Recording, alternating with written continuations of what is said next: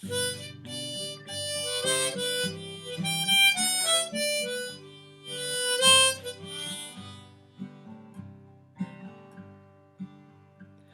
it just like the night to play tricks when you're trying to be so quiet?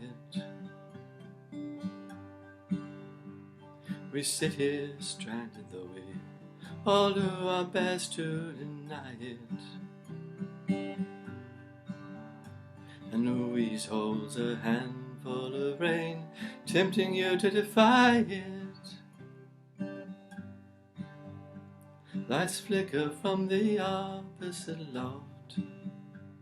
In this room the heat pipes just cough. The country music station plays soft, but there's nothing, really nothing to turn off. Just Louise and a lover so entwined, and these visions of Johanna that conquer my mind.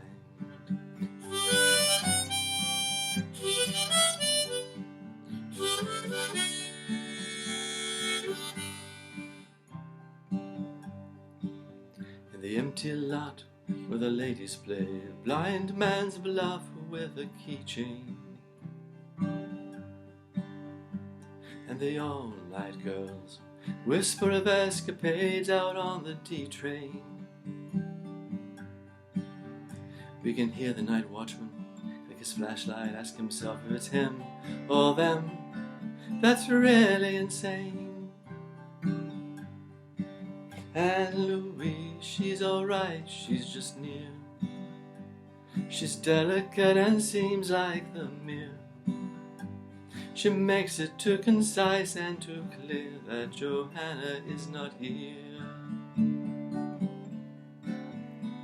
The ghost of electricity howls in the bones of her face, and these visions of Johanna have now taken my place.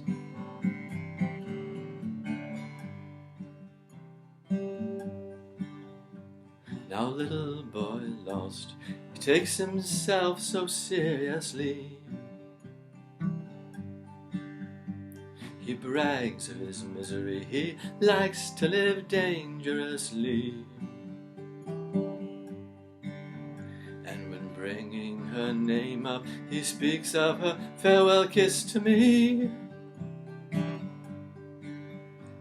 He sure got a lot of gall to be so useless and dull, muttering small talk at the wall while I'm stranded in the hall. Oh, how can I explain? It's so hard to get on, and these visions of Johanna have kept me up past the dawn.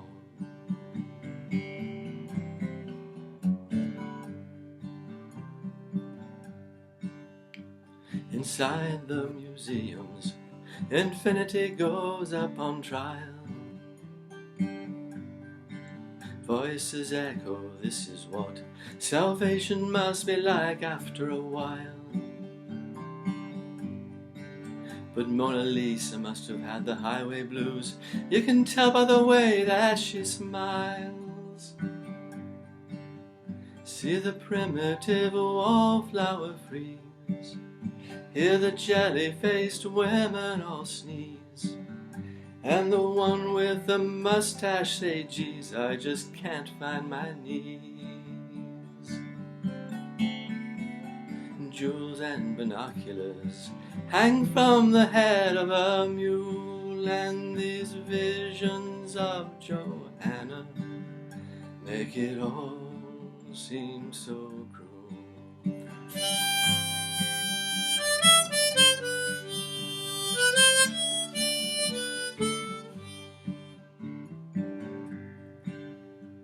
The peddler now speaks to the countess who pretends to care for him. saying, name me someone who's not a parasite, and I'll go out and say a prayer for him.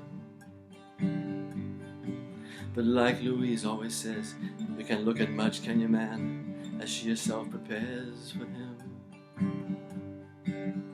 And Madonna, she still has not showed. We see this empty cage now corrode, where her cape of the stage once flowed. The fiddler, he steps to the road. He writes everything's been returned which was owed, on the back of a fish truck that loads, while my conscience explodes. Harmonicas play, the skeleton keys and the rain, and these visions of Johanna are now all that remain.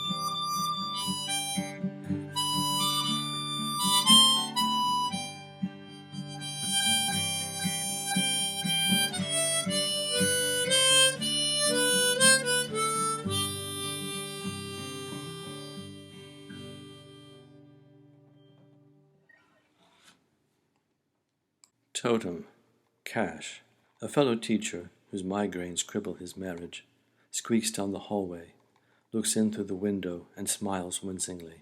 My students are talking about the wrong place, a wallet in the freezer, lettuce in the drawer where scissors are kept as though being punished, with aluminum foil to soften the isolation. Letitia mentions her husband's boxers under sofa cushions. Why not? We all do it, don't we?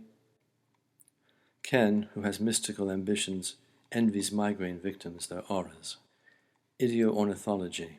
Looking through sliding glass doors at a great black-back gull chasing a crow. Tat tvamasi, I holler to Mike, thou art that. Swan touches river and rises cloud pure.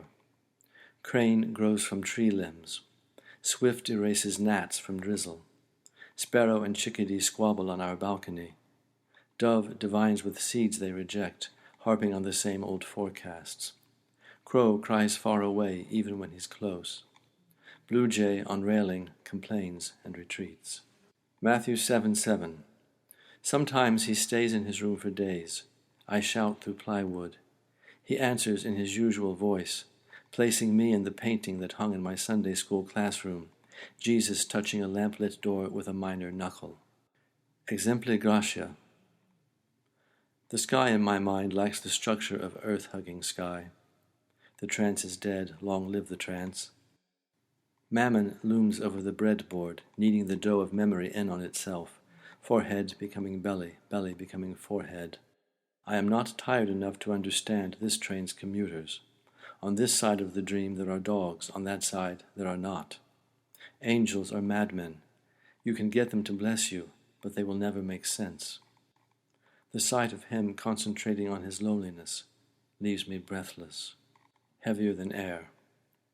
This bird doesn't know what its wings are for. For shame as much as convenience, it keeps them flat against its back. Drunken nights, alone, it stretches them before the mirror and curses the prayer that gave them. During droughts, it draws with them in dust.